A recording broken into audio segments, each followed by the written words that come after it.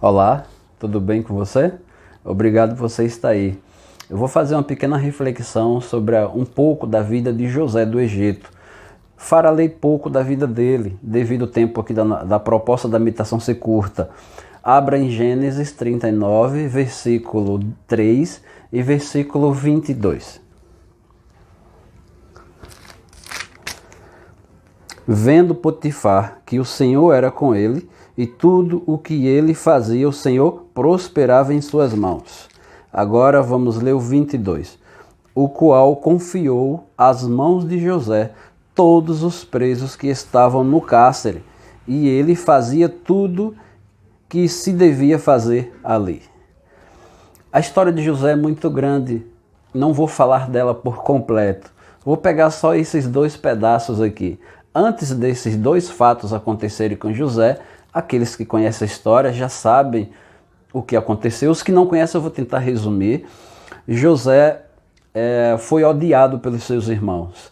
E os irmãos de José decidiram em uma certa ocasião matá-lo. Pegaram, jogaram numa cova, numa cisterna, mas por conselho de outro irmão decidiram não matá-lo. Dali pegaram ele e venderam para uma caravana que ia passando onde eles estavam, e esta caravana vendeu José para ser escravo de Potifar. Sendo assim, o filhinho querido se tornou agora um escravo, jovem, mas escravo. Mas enquanto ele trabalhava para Potifar como escravo, o menino crescia em graça, e diz o texto que Deus abençoava tanto José, que tudo aquilo que ele tocava para fazer, Deus abençoava e prosperava. Ou seja, a escravatura, o fato dele ser escravo, não impediu do cristianismo de José frutificar. Mesmo sendo escravo, o cristianismo dele ainda era real e frutificava, e Deus abençoava ele. Nesse crescimento, agora chega outra situação, aonde ele chama a atenção da esposa de Potifar, e a mesma se oferece várias vezes para dormir com ele. E ele, por rejeitar essa situação, de tanto ela tentar e não conseguir, um certo dia ela conseguiu criar uma situação aonde ele se tornou culpado quando ela se expôs à situação.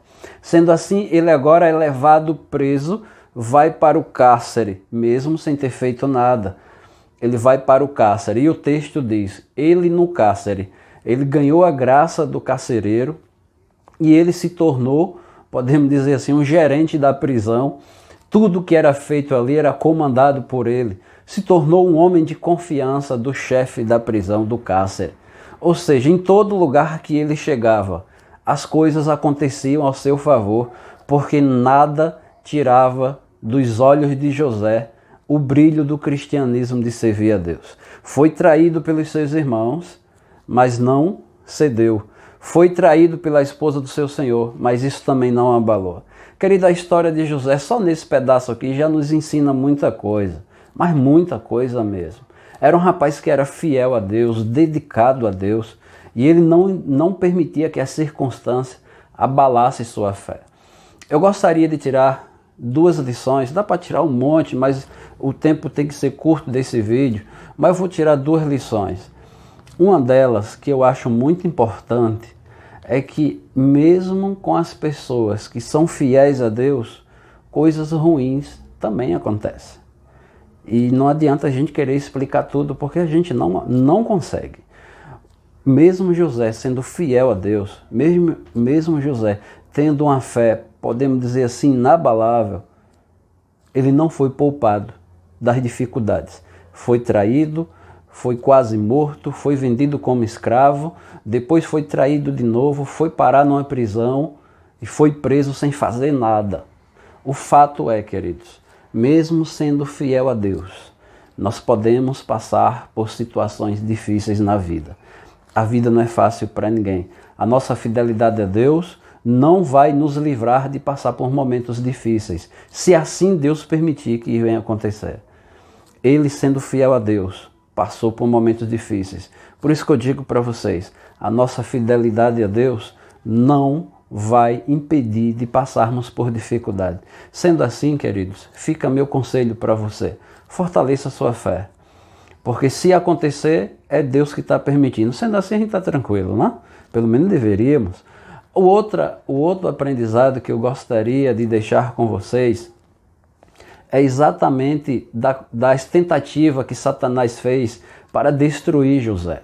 Eu costumo dizer, e eu diria nesse ponto, não importa quem ou quantos se levantem para destruir você. Não importa. O que importa de verdade não é quantos vão vir contra você. O que importa é o seu poder de defesa. Quanto você está pronto para resistir os ataques daqueles que querem destruir você. Lembre-se que Satanás não dorme. Ele sempre está ativo e ele sempre vai usar todas as pessoas que estiverem à sua disposição para destruir sua vida, para destruir o projeto de Deus para a sua vida. E ele vai fazer isso, ele não descansa. Só que uma coisa é certa, queridos, não importa quantas pessoas Satanás use para destruir a mim e a você. Isso não importa. O que importa é nosso poder de defesa. Como estamos com nosso poder de defesa? Quem está defendendo você? Quem está cuidando de você? Isso é muito importante. Eu costumo dizer que não importa a situação que você está. Não importa. O que importa é com quem você está na situação. Quem está com você na situação hoje que você está passando? Como você está? Seu casamento está bem? Sua saúde está bem? Sua vida está bem? Se não está, quem está com você passando esse momento difícil? Deus é real para você? José foi enganado, traído pelos seus irmãos, sofreu uma falsa acusação e foi preso. Mesmo assim, ele não deixou de ser fiel a Deus. Quanto mais isso acontecia, dá a entender que mais intensificava sua comunhão e sua fidelidade a Deus. Ou seja, para mim o que importa não é quantos vão se levantar para destruir a mim e você. O que importa é quem está nos defendendo. E lembremos-nos, a defesa de Deus para mim e para você, ela sempre existiu. Mas ela só vai ser real a partir de Deus ser real para mim e real para você. Se eu sou fiel a Deus naquilo que eu conheço, se eu vivo e estou perto de Cristo o máximo possível, o seu escudo é meu. A sua palavra e aquilo que Deus tem para mim pode ser real. E de fato, se isso é real para mim e para você, a gente não precisa ter medo. Porque coisas ruins vão acontecer fazendo a vontade de Deus ou não fazendo. A diferença está, se as coisas ruins acontecem comigo, fazendo a vontade de Deus, eu não preciso me preocupar. Deus está no controle. E se Deus estiver no controle, para que ter medo? Não precisamos ter medo. Porque Deus é Deus o suficiente para dar a proteção que precisamos. Só não esqueçamos disso, queridos, esses 2 pontos. Os fiéis também sofrem. Porém, todavia, se nós sofrermos com Deus ao nosso lado, sendo fiel a Ele, não se preocupe. Ele tem algo melhor para nós. Vamos ler Salmos 34, versículo 7, para a gente fechar nossa meditação. Salmos 34, versículo 7. Cadê? Está aqui. O anjo do Senhor acampa-se ao redor dos que o temem e os livra. Olha, que declaração bonita do salmista. O anjo do Senhor acampa-se ao redor daqueles que temem a Deus e os livra do mal. Oh, amigos, só vai acontecer alguma coisa ruim com você se for da vontade de Deus. Mas a gente só pode dizer isso se eu e você estivermos fazendo a vontade de Deus. Deus permitiu que aquelas coisas acontecessem com José. E você, se conhece a história, sabe a razão. Mas foi Deus que permitiu, porque José era fiel a Deus. E mesmo aquelas coisas acontecendo, José só fortalecia sua fé. E esse é o desafio para mim e para você. Não tenha medo. Deus é real. Ele está à minha e à sua disposição. Coisas ruins podem acontecer? Pode. Paciência. Essa vida é assim mesmo. Mas se nós estivermos sendo fiéis a Deus, nós podemos descansar até perder nossa vida. mas perderemos aos pés do Senhor. Como o próprio Cristo falou, se nós perdermos essa vida por amor a Ele, nós estamos encontrando ela, não estamos perdendo. Só é questão de tempo. Não precisamos entrar em pânico.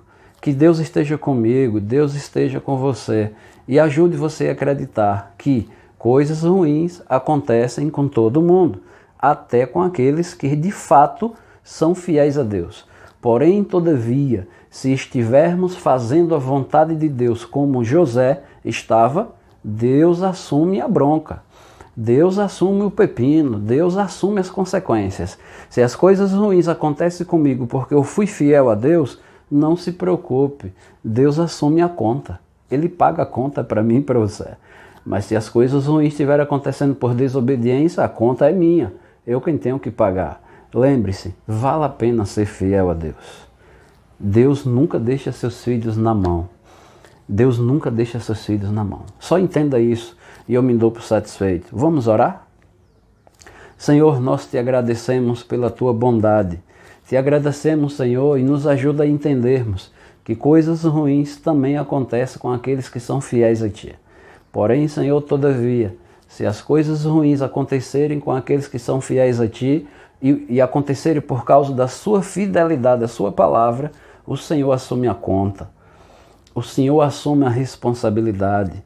O Senhor nunca deixou ninguém na mão, nunca esqueceu um filho, nunca esqueceu e nunca esquecerá.